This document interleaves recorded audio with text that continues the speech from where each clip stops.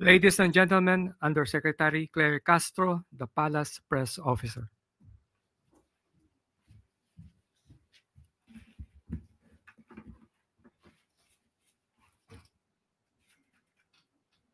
Magandang araw, Malacanang Press Corps. Kahapon nagpunta ang Pangulo sa San Francisco High School sa Quezon City para personal na makita ang pinsalang dulot ng sunog sa lumang gusali. Agad niyang inatasan ang mga ahensya na simulan ang pagpapatayo ng mga mas ligtas at mas maayos na silid-aralan. Layunin nitong matiyak na hindi maaantala ang pag-aaral ng mga bata at mabigyan sila ng mas maayos na kapaligiran. Kasabay nito, inilunsad ng DepEd at DOH sa Esteban Abada Elementary School ang PhilHealth Consulta Registration. Mahigit 400 individuals ang nabigyan ng libreng konsultasyon, laboratory tests at gamot. Kasama ang 152 students, 123 teachers, 56 non-teaching staff at 84 parents. Sa konsulta, simpleng rehistro lang ang kailangan para makakuha ng libreng serbisyong medikal. Isa itong hakbang para masiguro na ang kalusugan ng mga bata at guro ay hindi magiging sagabal sa kanilang pag-aaral. Samantala, sa kanyang pagbisita sa Flora A. Ilagan High School, binigyan diin ng Pangulo na hindi dapat hadlang ang kawalan ng internet sa pag-aaral ng kabataan. Nakipag-ugnayan ng Pangulo sa mga estudyante mula sa ilang malalayong paaralan sa pamamagitan ng Zoom. Kabilang dito ang mga mag-aaral mula sa Chanarian Elementary School sa Basco, Batanes, Tibagan Elementary School sa San Miguel, Bulacan, Kaigdal Elementary School sa Unisan, Quezon, Duyay Elementary School sa Baok, Marinduque, Lipata Integrated School sa Caramoan, Camarines Sur, Salamanca National High School sa Ginatilan, Cebu, Tigbawan Integrated School sa Maasin City, Nalil Elementary School sa Bungao, Tawi-Tawi, Dalingap Elementary School sa Clarin, Misamis Occidental, Bayay National High School sa Ajoy, Iloilo, Malungon Elementary School sa Makilala North, Cotabato, Cabawa Elementary School sa Dapa, Surigao del Norte, Tanglangan National High School sa Kalanasan, Apayao.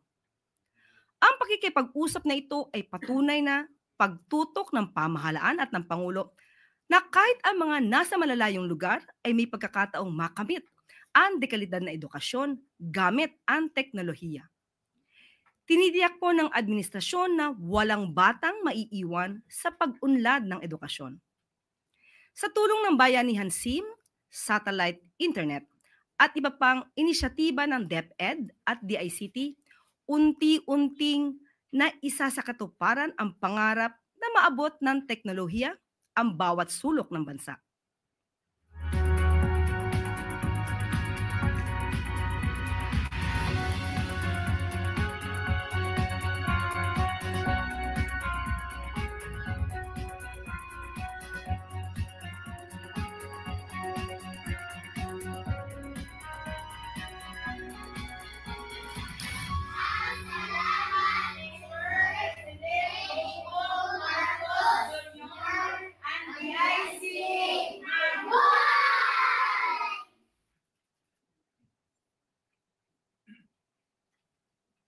Yan ang Pangulo, trabaho lang. Hindi rin po tumigil ang Pangulo sa pagtutok sa mas malalim na isyu ng kalusugan. Sa National Kidney and Transplant Institute, inilunsad ang PhilHealth Benefit Package para sa adult at pediatric post-kidney transplant patients mula sa 600,000 pesos, umabot na sa 2.1 million pesos ang transplant coverage. Tumaas din ang benepisyo sa dialysis sessions na umaabot na ngayon na halos 1 million pesos kada pasyente.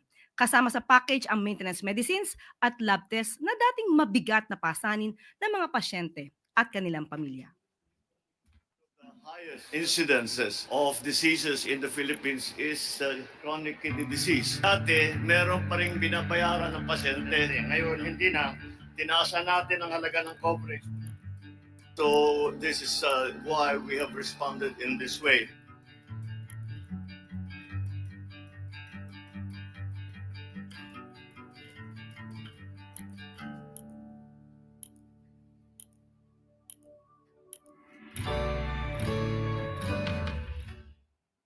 Ngayong araw ay makakasama natin sina Health Secretary Ted Herbosa at NKTI Director Dr. Jose Dante Dator para sagutin ang inyong mga katanungan tungkol sa benefit package ng PhilHealth para sa kidney transplant patients. Kasama rin po natin si PhilHealth CEO Edwin Mercado para magbigay ng karagdagang impormasyon. Bago tayo magsimula, panoorin po muna natin ito. Dumalaki ang benepisyo na binibigay ng PhilHealth mula noong 2022 at mas malaki na ang ibinabayad. Mas marami ng serbisyo. Nung nalaman ko po na magda-dialysis pa ako, sabi ko po parang ayoko. Sabi po nila yung dialysis, mahal po yung bayad. May mga anak po ako, tapos syempre po yung trabaho ng asawa ko, hindi po makasurvive ganyan.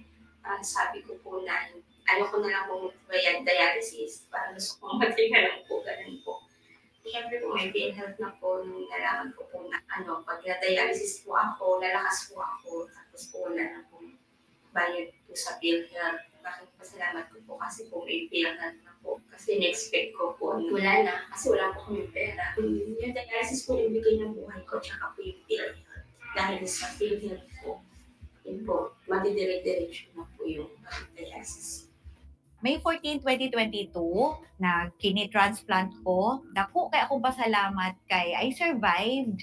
Nakakuha ko sa benefit sa PhilHealth, especially ang Z package. Dako kaayo ang tabang. Una sa tanan, ang hospitalization, ang surgery itself. In fact, dili lang sa Z package. Sa 2 years na ako nga dialysis, na-enjoy po na ako to ang dialysis sa Cagayan de Oro Medical Center sa COMC, private hospital. Sudden, manggugkaayo akong diagnosis. Kay pagka-diagnose na ako, both kidneys na ang failed. Sa Z package nga akong na-avail, dako kaayo gid siya og tabang sa ako nga piki kaayo gid og panudlanan. Kay gikan sa PF sa doctor, sa hospitalization, sa medication, sa laboratory tests, tilag yun na-cover sa package. O na-discharge ko sa hospital nga ningisi, kaya wala nagikoy gibayaran pa, kay covered tanan sa Z package sa PhilHealth. Dahil patuloy ang gamutan matapos ang kidney transplant, inilulunsad ang PhilHealth Z Benefit Package for post-kidney transplantation for adults and children. Makakaasa ng patuloy na kalinga para sa mga kidney recipient at kidney donor. Sabi ko ba di natin pwedeng libre? Libre lahat. Kasi may binabayad pa yung nagda-dialysis. Tama po. Paano gagawin yan? So, tinitignan namin yung numero. Kung ano yung pondo ng PhilHealth para diyan, ano ba ang pwede nating ibigay? Maraming salamat po, PhilHealth.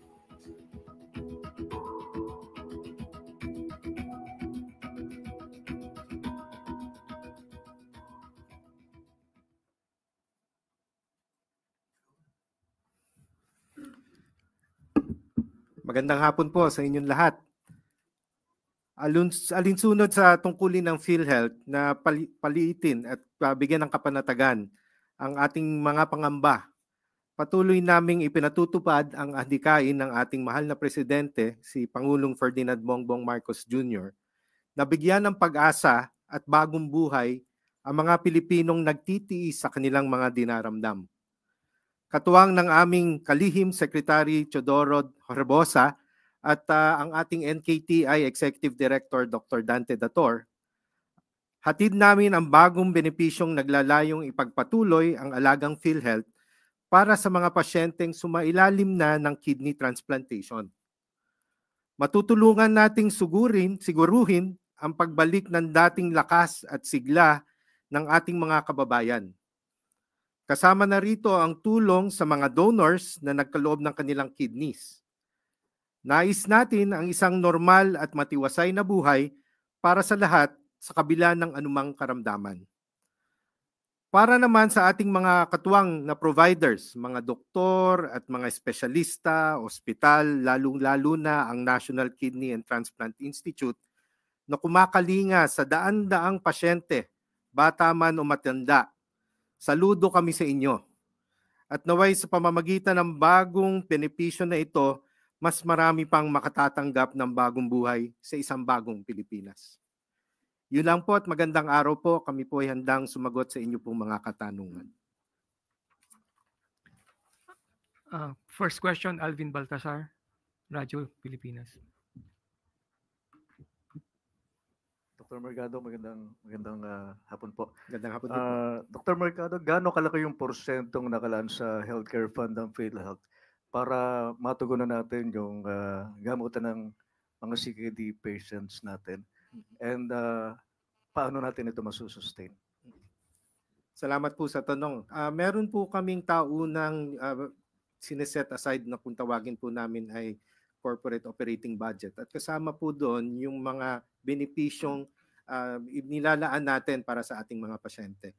So pag ito pong mga bagong benepisyo po ay binabalangkas, gumagawa po kami ng kung tawagin po yung actuarial projection base po doon sa dami ng mga pasyenteng may ganitong uri po ng sakit. So ang amin pong estima ay di naman po ganong kalakihan, kaya po ito'y kayang-kayang punan ng amin pong benefit package budget po for this year. Excuse me po. Secretary Ted Herbosa, very alarming na po ba, Secretary, yung kaso ng CKD? Kasi pati mga bata yata nag-undergo na rin ng dialysis and saan natin ina-attribute ito? Tama yan, meron ding bata na nakita si Presidente kanina dun sa dialysis center. At inutos niya dun sa kanilang talumpati, sinabi niya na gawan din ng programa sa prevention ng CKD. Ang CKD natin ngayon, karamihan dahil sa diabetes at hypertension. Kaya sinabi niya nga, inatasan ako na palakasin yung primary care, prevention part. Sabi niya nga, mataas siguro yung sugar content ng ating mga kinakain.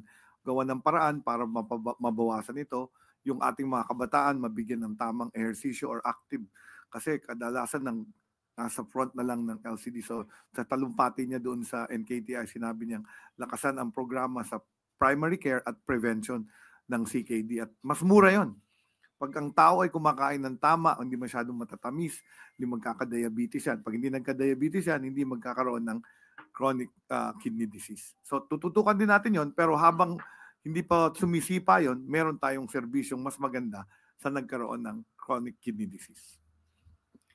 Maraming salamat, Alvin. Next question, Christian Rosores, Radyo 630. Good morning po kay Dr. Mercado po. Na-mention nyo kanina, sir, na sapat naman yung budget natin for benefit packages this year. Magkano po ba yung allotted under 2025 budget ng PhilHealth? Sa ngayon po, dahil meron pa po kaming mga inalalabas pong mga benepisyo at ito po ay hintayin natin sa mga susunod pong mga araw at mga linggo. Ang huli po naming tansya ay aabot na po ng mga 300 billion po ang aming total benefit package na nakalaan po ngayong taong ito. Kasama na po itong kidney post-KT benefit package po natin. And for pagsisimula po ng bagong kongreso, maglalatag po ulit ng budget for next year. Magkano po kayo hihilingin natin na pondo para sa benefit packages for 2026? So meron din po kaming projections base nga po doon sa tinatawag naming prevalence or incident rate. Pangalawa po yung tinatawag na ramp up. Kasi pag may bago po kaming benepisyo, yan po ay merong lag time kapag po nilatag namin. Hindi naman po agaran din yung tinitake up dahil may mga front end, may mga ano pa po yan ipapahatid pa po sa ating mga miyembro itong mga bagong benepisyo. So meron na po kaming nakalaan. Yun po projection namin po ay sa susunod na 3-4 na taon. Yun po ay ihahatid na po namin sa Kongreso kapag kami po ay nag-present ng aming budget. Maraming salamat, Christian. Next question, Ann Soberano, Bombo Radyo. Dr. Mercado, good morning. Sir, Good morning doon po. po ba sa Z package nyo, kasama na po ba dito yung doctor's fee? Kasi pag sasailalim sa isang procedure like sa transplant, dalawa po yung inaano nyo, charity and private. Kung private po ba, yung professional fee ng doctors, ano po ba yun? Paano po yun? Kasama po ba doon sa package? Thank you. Yung pong tinatawag namin na Z package, pagka po doon sa mga ward accommodation, contracted out po yung ano natin services. Dapat po ay wala nang babayaran. Kapag po doon sa mga pribadong kwarto, ito po ay negotiated with the doctors. Kaya po bago po gawin yung isang procedure, meron pong parang kontratang pinipirmahan ang ating pasyente at ang ating pong mga doktor kung magpaano po yung napag-agrihan na karagdagan kung sakali pong meron mang karagdagan. Pero kasama po doon sa 2 million ang halaga doon sa mga professional fee po, sakali pong mag-private po ang isang pasyente. Substantially po, yes. Pero yun nga po, yung pong excess or copay na tinatawag, meron pa hong parte na kailangan pong pag-usapan kapag bago po gawin yung isang procedure. For private po. Kasi, For private, Doc, 50% ang professional fee or depende po sa napag-usapan? yung ang amin pong rules po ay ang copay ay hindi po hihigit doon sa actual coverage. So kung tutuusin po, parang ang maximum po yun, 50%. Kung dodoblehin man po nila yung coverage na pinrovide na ng PhilHealth. Pero yun po nga ay base pa rin po doon sa pag-uusap. Okay, thank you, Doc. Maraming salamat. And next question, Sam Medinilla, Business Mirror. Good afternoon, sir. Balik lang po ako dun sa budget. Isa po dun sa priority legislation po ng Marcos administration yung amendment dun sa Universal Health Act na parang re-reduce yung premium for PhilHealth from 5% to 3% or 3.5%. Na-factor na po kaya yun ng PhilHealth, nakagawa na po ng actuarial study kung makaka-apekto yun sa pag-deliver ng benefits. Sana banggit nyo na 3 to 4 years. Salamat po sa tanong. Medyo po hindi ho ata natuloy yung BICAM dito po sa kongresong nakaraan at mukha nga pong magsisimula ulit yung discussion for the 20th Congress. Pero sa katanungan po, gumawa po kami ng pag-aaral, iba-iba pong senaryo, may 3.5%, may 4%, may 4.5%, may 5%. At tiningnan po namin yung impact po doon sa lifespan po ng pondo. At natiyak din po namin kung ano po yung titingin po namin na kailangan namin kolektahin sa ating mga direct members. Kaya meron din po kaming pagpaplano ng collection efficiencies at saka po yung paano po ipapahatid sa ating mga miyembro na dapat naman po lahat po tayo ay sumuporta dito sa ating pondo. Pero yung pong portion din na tinatawag nating sa indirect contributors o yung mga poorest of the poor, yung mga subsidized po ng ating national government, meron na din po kaming tuos nun at yun po yung aming ipipresenta nga sa pagdating po ng ating budget hearing. So yun po yung nakaproject na in the next 4 or 5 years po. Doon po sa mga sa ginawa po nilang study, ano po doon yung parang pinaka-ideal na reduction doon sa premium at saka kung ano po yung magiging lifespan ng PhilHealth kung yun po yung mai-implement na rin. Thank you po. Yung pong sigun po yun doon sa paglalatag po namin ng mga bagong benepisyo. So kung pagka po napag-aralan namin kung ano po yung mga benepisyong talaga makakatulong sa ating mga mamamayan at ito po ay in-approve ng ating board at buti nga po't nandito ang ating butihing Secretary of Health, ay doon po namin pagbabasihan kung magkano po yung pwedeng i-reduce or pwede pong i-maintain na. Kasi po yun po ay depende doon sa aming projected na gagastusin. So yun po ay gumagalaw pa kasi nga po nagbabalangkas pa po kami ng mga karagdagang benepisyo as we go along. Hindi ho yun napapako ng kung ano po yung benepisyo natin ngayon, ito rin po yung pagbabasihan namin ng aming kailangang i-raise na pondo sa mga susunod na taon. Thank you po. Maraming salamat, Sam. Next question, Ivan Mayrina. Dr. Mercado pa rin po. 4 months ago when you were appointed, humarap din po kayo sa amin. Ang sinabi nyo, aaralin nyo kung saan posibleng i-improve pa yung proseso sa PhilHealth para ho sa mga pasyente at para sa mga ospital na nagpo-provide ng serbisyo. May mga improvements na ho ba tayo na-implement para mas mapadali ang availment nito mga bagong benepisyo ninyo? Salamat po sa tanong. Yung aking po mga reach out sa ating mga providers noong mga nakaraang linggo at mga buwan, napaka-positive po yung kanilang response. Na ramdam po nila yung pag-iksi nung claims cycle po namin. Sabi nga nila, kaya naman palang gawin, ba't hindi pa nagawa dati? So yun po, hinahabol pa namin paiksiin. Parang ngayon po, nasa 23 days. Meron po mga region, kaya na po ng 15 days. Pero ang aking pong marching order, ibaba namin ng 7 days.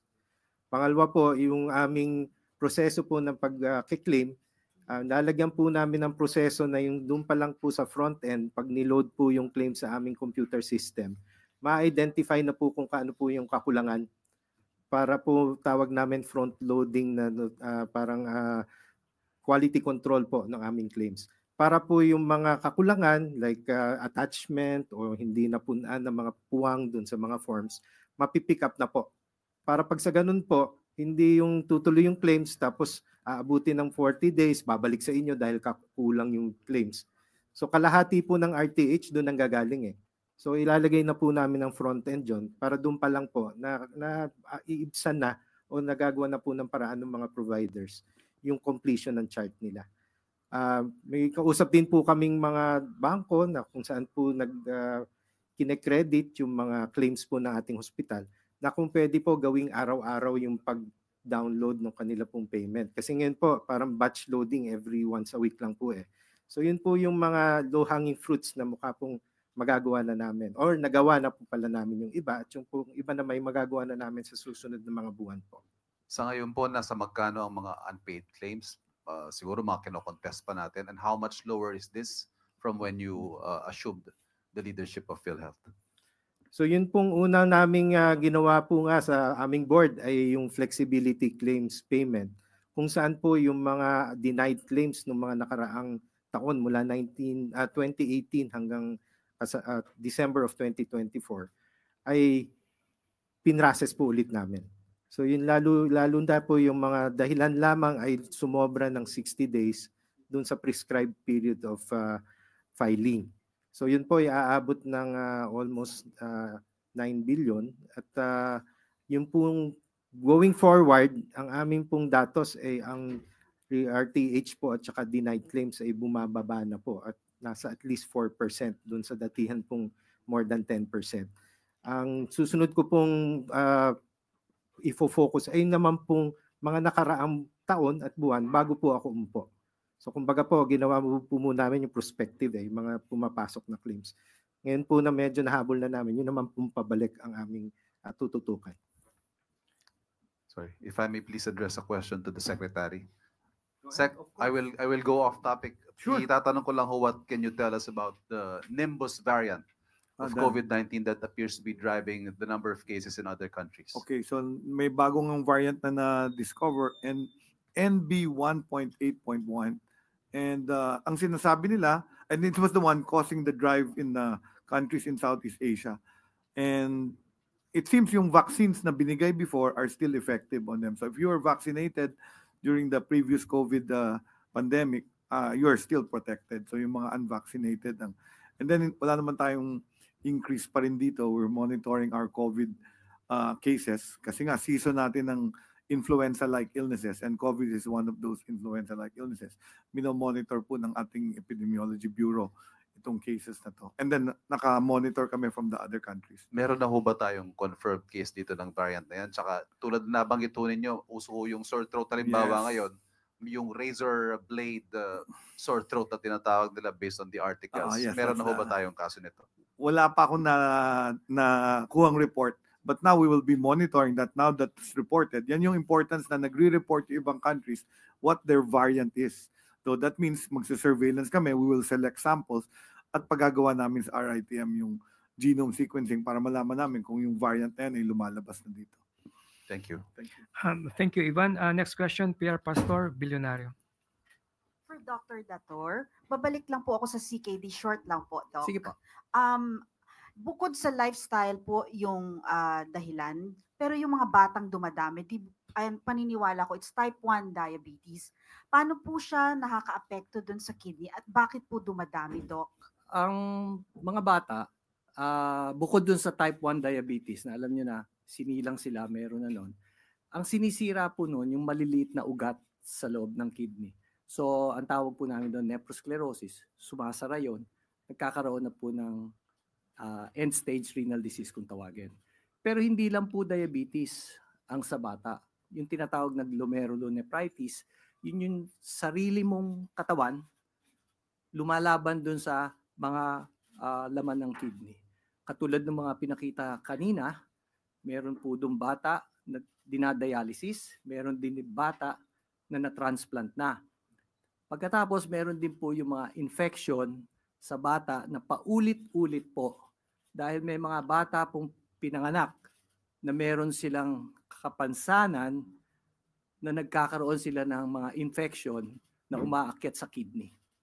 So marami po doon gusto naming madiskubre habang bata kasi maiiwasan po natin na magtuloy-tuloy yon doon sa end-stage renal disease na mangangailangan ng tinatawag na renal replacement therapy which ranges from dialysis at one end to kidney transplantation at the other end. And kasabay din po yon yung minumungkahi ni Secretary Herbosa, yung front end ng spectrum, meaning primary care. So hindi lang po sa matanda, sa bata po, meron po tayong edukasyon. Sa mga paaralan, malamang, sasabihin natin yung tamang nutrition para maiwasan po yun. So yung programa pong yun, malaki po, malawakan po yun. Hindi lang po Department of Health, National Kidney, DepEd, at saka iba pong ahensya. So malaki po ang matitipid natin doon sa primary and prevention. Pero yung investment na to for 10 to 20 years from now. Pero dapat po tuloy-tuloy yan para makita natin yung resulta para hindi na masyadong marami ang dinadialysis natin. Maraming salamat po sa tanong nyo at na ibungkahi namin yung aming iniisip na paraan para po natin magawa ng solusyon to. Thank you, Doc. Salamat po. Thank you, Pierre. Next question, Pia Gutierrez, ABS-CBN. Kay Dr. Dator pa rin po. Sir, dahil nabanggit po ng NKTI na yung incidence ng CKD sa Pilipinas is higher than the global average, gusto ko lang pong malaman gaano po kalaki yung demand for kidney donors for patients with end-stage renal disease, particularly po sa NKTI, and how are we addressing this demand po? Salamat po sa tanong nyo para maipakita namin yung aming ginagawa being the lead hospital for kidney diseases. Unang-una po, at any given point, mahigit po 100,000 ang nagdadialysis at any given time the whole Philippines. In National Kidney, every day, almost 220 to 250 dinadialysis every day. At yan po ay paulit-ulit, yan yung umaabot ng 156 sessions within a year. So, ang kapasidad po namin, nasa mga 50 at 6 na pong silya na nagdadialysis. Pero may plano po na padamihin pa yon hanggang 200, pero katulong po namin yung ibang dialysis centers na punong-puno. In fact, President Mercado, yun na ba ang pinakamalaking binabayaran ng PhilHealth sa dialysis? Yun po. So, kung makakadami po yung magpapatransplant, mababawasan po yung magdadialysis. May isang punto doon. Marami po doon sa nagdadialysis, takot magpa-transplant kasi pagkatapos po ng transplant, bukod sa meron na kayong benepisyong 2.1 million, pagkatapos po ng transplant, yung mga gamot, ito po yung programang ginawa ngayon. Front to end. Para mas maingganyo ang mga taong nangangailangan ng transplant na tumuloy na. Kasi kung minsan, may donor. Pinakamaganda nga yung kamag-anak mo. Kasi malamang mas makukunti ang kakailanganin mong gamot. So, mababawasan po yon, pero ang haba po ng list ng mga nangangailangan ng transplant. Yung pong lahat ng dialysis na yon, marami doon mas maganda ang quality of life kung kayo po ay magpapatransplant. Kasi pag ikaw nagpatransplant, nakatali ka na doon every 3 days. Ang schedule ng buhay mo, pabalik-balik ka doon. Pag nagpatransplant ka at maganda, meron kang gamot, pwede ka na magbiyahe. Hindi ka na nakatali doon sa makina. So, yun po ang aming ngayong parang mission and target. Hindi po siya mission impossible. It is possible with all your help, everybody. May programa po ba tayo to encourage pag-donate po ng kidney? Opo, meron po kaming tinatawag na HOPE, human organ preservation effort at palagi po namin sinasabi sa aming mga pasyente sa NKTI na kayo po ay pumunta doon, bibigyan po kayo ng impormasyon kung paano po kayo malalagay sa listahan ng magdo-donate or mangangailangan ng transplant. Oh. No? Pinaalala po ni Secretary Arbosa, tingnan niyo po yung mga lisensya nyo. Doon po sa likod nun, checkan nyo, are you willing to be an organ donor? Hindi po napapaliwanag yun sa LTO. Kasi renew lang tayo, renew. Pero alam nyo bang, meron tayong programa, yung tinatawag na cadaver organ donation. That's the gift of life. Yun, let's say may aksidente, madala sa ER, tinitingnan po nila yon. Kung yung tao na hindi na makakausap o mahinga ng consent na doon, sisikapin po namin na ma-retrieve yung organ, especially the 2 kidneys, pwede rin yung liver, pwede yung iba pa, na magamit. Meron nga isang posters Don't bring your kidneys to heaven. We need them here. Maraming salamat, Pia. Next question, Michelle Gilang, All TV. Hello po, good afternoon. Kay Doc Datter pa rin po. As Doc, in 2024, may ni-raid po yung NBI na isang bahay sa Bulacan. Yung allegedly mastermind, nurse daw po siya sa NKTI na allegedly mastermind sa illegal na pag-harvest ng kidneys. So yung mga donor daw po binabayaran ng 200,000 pesos. Ano na po yung update sa kaso na to? Okay, yung pong nurse na yon, natanggal na po yon, napaimbestigahan po ng NBI at yung mga doktor na supposedly nag-aahente siya, hindi po sa NKTI nagagawa yung transplant. Yun po yung pagkakaalam ko. Yung official na investigasyon na padala sa NBI pero sa private hospital po nagawa. Yan po ay hindi lang nangyari noong 2024. Kung matatandaan nyo, matagal na po yan. Ang original yatang si Jessica Soho. Sunod-sunod yan. Kasi hindi po natin maiiwasan yung ibang kapit na sa patalim. Kailangan nila at i-offer. Tapos meron naman po tayong mga kababayan na gipit. Kailangan nila yung pera.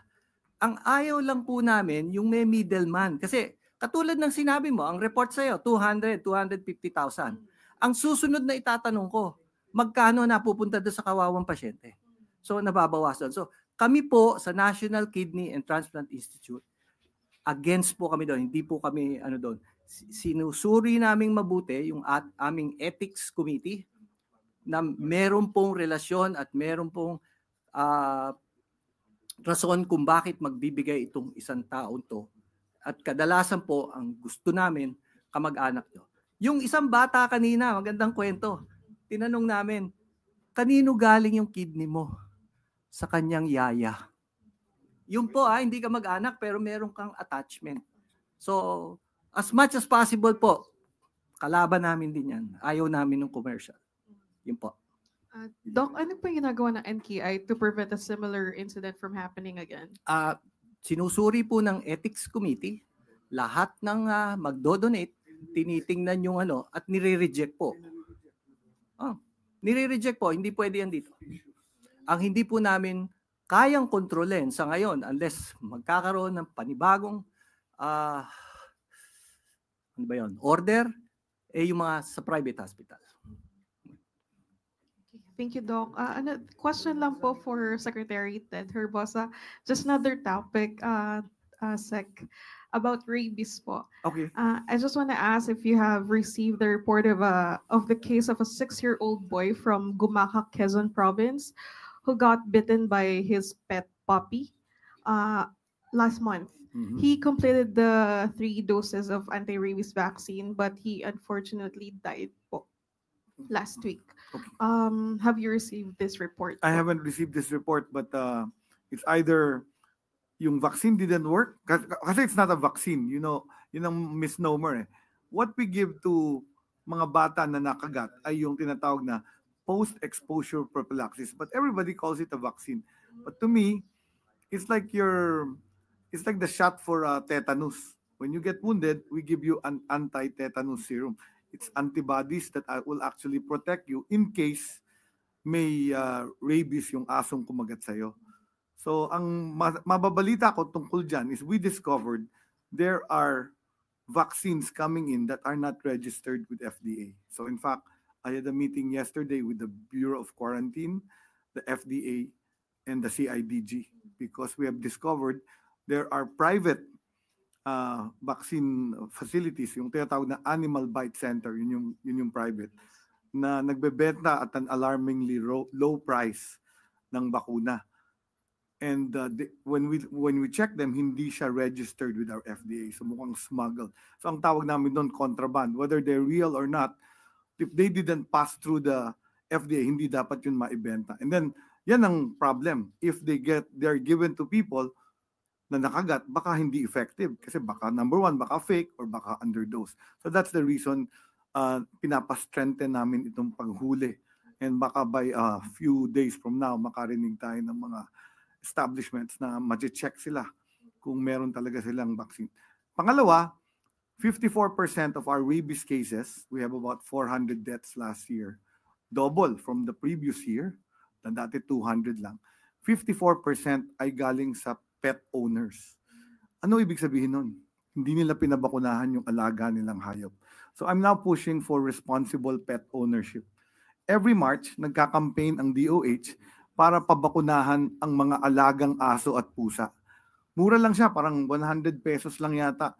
At sa ibang LGU, binibili nila ito. Merong city veterinary na binibili. Pero important, nakikita namin sa datos namin sa mga animal bite center namin, 54, mas marami yung nakagat ng aso nilang walang bakuna. Yun ang bakuna sa rabies, yung bakuna sa aso. Unfortunately, dati po, bumibili kami ng bakuna sa aso, pero na-audit po kami. Kasi bawal kami bumili ng bakuna sa aso. Ang kailangan po, ang Bureau of Animal Industry o LGU ang bibili ng bakuna kasi ang allowed lang kami yung pera para sa tao, which is the post-exposure vaccine bakuna, which is more expensive. Parang 4,000 a dose yata yun, napakamahal. Mas mura po pabakunahan natin yung aso natin every year. So siguro yun ang request ko sa ating media to really bring this out na kung nag-aalaga kayo ng aso, make sure responsible pet owner ka. Sa ibang bansa, may fine pag may alaga kang aso. If a fine sa Singapore, $1,500 pag nahuli kang hindi current yung bakuna ng alaga mong aso. Tayo, mababait tayong Pilipino eh. Askal, pusa, alagaan natin, pakakainin natin. Pero dahil medyo siguro kahirapan din, hindi madala man lang sa vet. So dyan makakatulong yung City Health Office na may veterinarian na can provide free 100 pesos per animal. So kahit ako nung private citizen ako, nagdo-donate kami, Rotary Club namin, nag-i-inject kami every March ng mga pet owners sa Quezon City, doon sa UP Diliman. So kung wala silang pera, may mga private organizations din nagdo-donate. So importante lang malaman ng tao, malalabanan natin itong rabies. Kung lahat na nag-aalaga ng aso at pusa, pabakunahan yung kanilang mga aso at pusa. Follow-up lang po. Sige. Kasi ito pong case ng 6-year-old, nagsusirculate na po sa social media, nagdudulot ng kaba sa mga social media users na doubting the efficacy of the anti-rabies vaccine. So Doc, just to clarify, is it possible that a person bitten by a dog or a cat would die even after completing the required doses of vaccine? Yes, because the required vaccination, yung post-exposure vaccination, is not 100%. So that depends on how rabid the animal is. Ano yung timing no binigay mo? Was it given early or was it given late? Meron tayong, I think last year or 2 years ago, yung girl na dinocument niya yung symptoms niya dahil tinago niya sa parents na nakamot yata siya nung pusa. And turns out, nung nagre-research siya ng symptoms, na-discover niya rabies and she documented it. Talagang very nakakaiyak yun. In fact, it's preventable. All the 400 deaths in 2024 on rabies are all preventable had the pets been vaccinated. So yun lang ang message ko dyan. Pabakunahan yung mga aso nyo, please. Kayo, baka may mga alaga kayong aso. Pabakunahan nyo kung hindi nyo pa napapabakunahan. So, Sec, from the exposure, gaano po ba kabilis dapat ikaw pa-vaccine? Even after a month, pwede pang magpa-vaccine. Pero of course, immediately gusto namin. Kasi hindi lang rabies, meron ding mga infection. So binibigyan din namin ng anti-tetanus, nililinis yung sugat. Tinitingnan kung saan part. There are parts of your body na pag yun ang nakagat, like your face, your hands, your groin, tawag namin dyan, high level. Kaya kahit vaccinated yung dog, nagre-recommend kami, sige, bakunahan na rin natin yung child just to be sure. So, yun ang beauty, parang panigurado. Pero kung vaccinated yung dog, less ang chance talaga. Kung minsan lilinisin mo lang yung sugat and then wala ka nang gagawin. Lalo na kung hindi naman naging rabid talaga yung aso. So the other advice is, yung 40%, 47% na nagkaka-rabies naman, galing sa asong kalye or stray dogs. So yun ang recommendation ko naman for publicly, huwag kayong basta lalapit sa stray dog. We have a story of this Swedish girl who was a tourist in Cebu, went to a cute little cat, kitten, nilaro niya, nakamot siya. When she got back to Sweden, she was dying of weird symptoms and they couldn't diagnose her because they've never seen rabies. In Sweden, after he died, they discovered it was rabies. And they related to that cat na nilaro niya sa Cebu na nakamot siya. So very important, tell our children, wag din makikipaglaro sa asong kalye, yung mga pusa na nagkalat lang dyan. Thank you, Michelle. Next question, Clay Pardilla, PTB4. Next question, Eden Suarez, Net 25. Sec, kanina po ay parang it seems like promoting yung ni PBBM doon sa Ilocano diet. Po? Pwede po clarification lang kasi po pagka sinabi mong pagkain ng mga Ilocano, di ho ba mostly mga pinakulong gulay yan sa bagoong isda. Na maalat, alam natin na pwedeng pagmulan ng sakit ng bato. Medyo lang po na pwede bang i-clarify lang yon para po mas makuha ng tama ng public yung gustong sabihin ng Pangulo. Well, let me correct. There are diets in the country that are also healthy. Hindi lang Ilocano diet. And our regular diet is actually healthy if it's rich in vegetables than the fatty or fried foods or a lot of rice or too much rice. So, yun ang dapat nating ma-correct, no?